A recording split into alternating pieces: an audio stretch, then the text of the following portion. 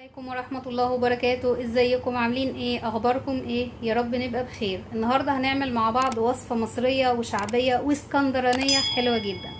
هنعمل ان شاء الله كبدة اسكندراني والسجق الاسكندراني. ونقول مكونات: معانا نص كيلو من الكبدة متقطع اسكندراني، ومعانا نص كيلو من السجق، ومعانا طماطم وفلفل وبصل وتوم وليمون وملح وكزبرة وكمون وزيت زيتون. يلا نبدأ التتبيل مع بعض ونشوف تتبيل الكبدة الاسكندراني بيبقى ازاي، عشان الناس اختلفت عليها. وفي ناس قالت لك لا لازم نحط لها بصل في التتبيل، وفي ناس قالت لا توم بس. هي الكبدة الاسكندراني اصل تتبيلها في التوم والكمون والملح والكزبرة والليمون، مش اكتر. يلا بينا. هنا معاكم اجيب الطبق اللي هتبل فيه الكبده. بنزل الكبده فيه واحده واحده. الكبده ما بتتغسلش، لان في ناس برضو يعني كانت بتكلمني وتسالني نغسل الكبده ولا لا. يا جماعه الكبده ما بتتغسلش بعد ما بتتقطع، ولا قبل ما تتقطع حتى. يعني ممكن شطفه وهي يعني فريش لسه طالعه من الذبيح وكده، شطفه بس بالميه، بعد كده خلاص بتتشال. لكن غسيل وميه وكده لا.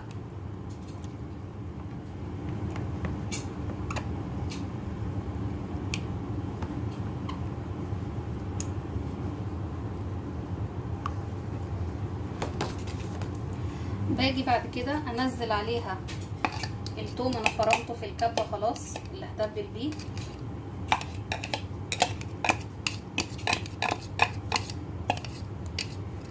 زي ما احنا شايفين بنزل عليها بالملح،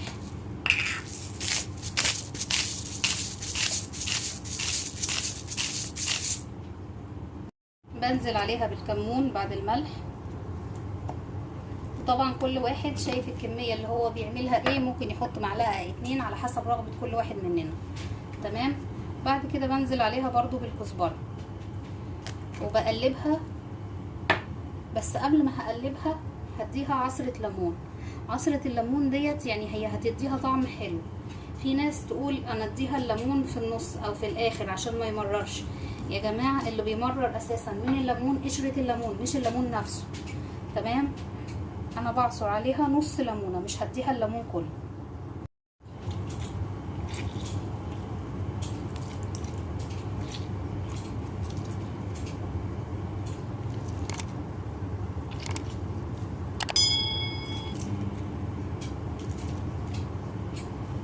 تمام. واقلبها كويس جدا للتجانس. بعد كده تهدى وتاخد في تتبيلتها نص ساعة بالظبط، واروح اقطع بقية الخضار اللي معايا سلايسز، واجهز السجق عشان نبدأ نشوف مع بعض هنعمل ايه.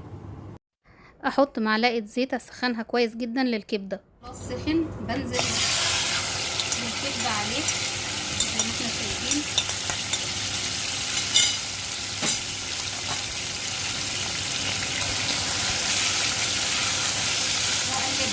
هي الكبده بتنزل ميه اوريدي لوحدها، انا ما بحطلهاش ميه خالص. انا بقلب بس تاخد التشويحه الاولانيه وتبدا تنزل الميه بتاعتها زي ما احنا شايفين. الكبده انا قلبتها وشوحتها تمام، بغطيها ونروح نعمل السجق مع بعض. يلا بينا. اجيب طاسه للسجق، انزل معلقه زيت اسخنها كويس جدا، وانزل بشرايح البصل فيها الاول. زيت سخن تمام. ببدا انزل فيه بالبصل كده زي ما احنا شايفين، واقلبه.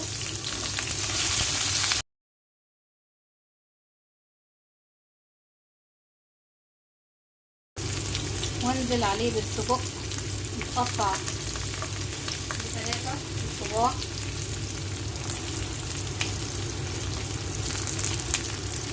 اقلب السجق مع البصل يتشوحوا جامد زي ما احنا شايفين كده، لحد ما احس ان السجق بدأ يدخل على السوا.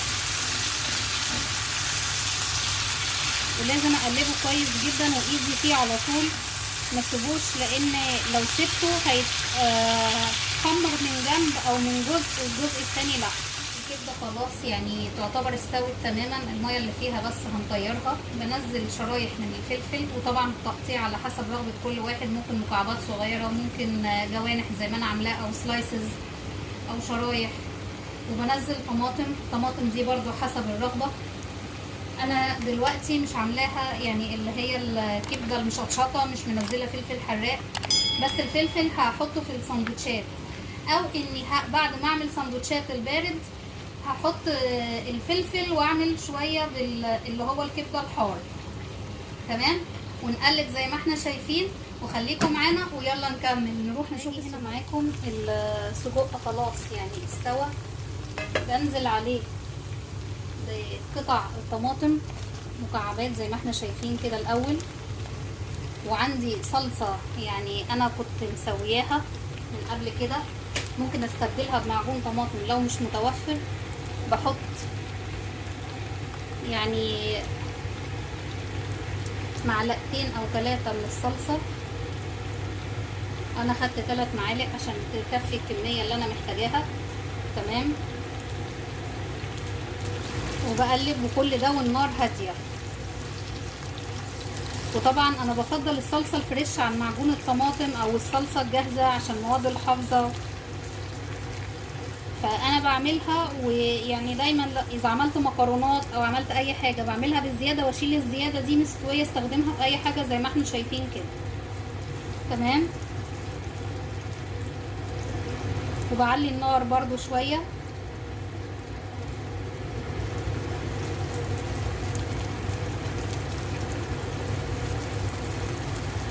عشان الطماطم المكعبات اللي نزلتها تدبل في قلب الحاجة. وبنزل برضو الفلفل عليهم حاليا،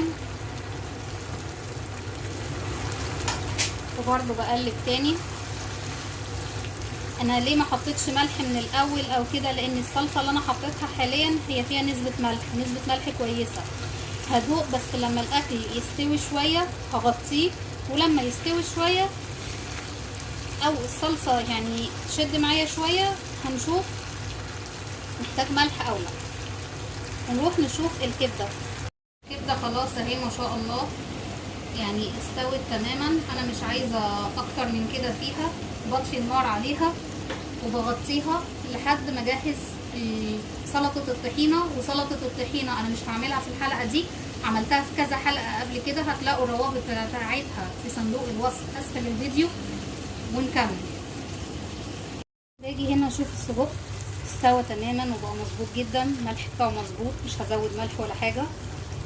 وبطفي النار عليه ونروح نجهز السندوتشات سوا. يلا بينا. انا معاكم نبدا نعمل السندوتشات مع بعض. هنبدا بسندوتشات السجق. الطحينه هي جاهزه، بحط في الفينو في الارضيه بتاعته كده الاول، بعدين ببدا اخد السجق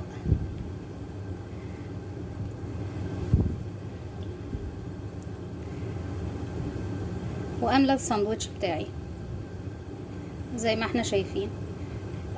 اكمل الكمية السجق البارد وارجع لكم. خلصت كمية الساندوتشات السجق البارد. تعالوا نشوف الكمية اللي باقية من السجق هخليها حارة ازاي وتبقى لوحدها، وساندوتشات في طبق منفصل لوحده بره. يلا بينا. كلنا عارفين الشطة الشيلي اللي هي كاملة السليمة. انا خدت منها يعني كام حباية اهم زي ما احنا شايفين، بضيفهم على كمية السجق الباقية واقلبها كويس.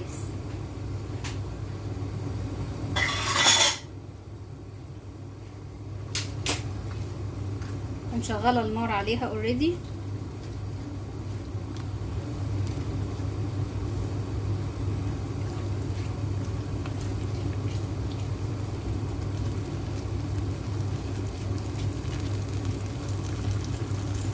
الشطة دي مجرد ما بتتعرض للنار يعني بتطرى مع الخلطة اللي هي معانا دي، طريت فعلا. ونروح نعمل السندوتشات. يلا، هي ما بتتعرضش للنار كتير، لانها لو اتعرضت للنار كتير بتبقى صعبة جدا، يعني هي اساسا صعبة في الحرقان بتاعها. هاجي هنا معاكم نبدأ نعمل سندوتشات الكبدة مع بعض. فتحنا الفينو اوريدي زي ما بنفتحه عادي، وببدأ احط فيه الكبدة. المرة دي الطحينة ما بتبقاش تحت، الطحينة بنحطها من فوق. اللي عايز يزود سلطة الطحينة بعد كده بيزود، ونحط الطحينة عليه زي ما احنا شايفين كده بالظبط. تمام، والساندوتش يبقى جاهز للتقديم. اكمل الكمية بعد ما خلصت حشو الكمية كاملة. وبرضو عملت الكبدة الحراقة زي ما عملت السجق الحراق ووريته لكم، حطيت عليه حبوب شطة شيري كاملة، واديته يعني تقليبة على النار حاجة بسيطة، وبعدين حشيت السندوتشات بيه. هنا معانا سندوتشات السجق البارد كله زي ما احنا شايفين، هنا سندوتشات الكبدة الباردة، هنا الكبدة والسجق الحراق، وبيتقدم معاهم طبعا المخلل. واتمنى اكون افدتكم واكون عند حسن ظنكم، وما ننساش نضغط لايك وشير وسبسكرايب للقناة ونفعل جرس التنبيه ليصلكم كل ما هو جديد عندنا. شكرا.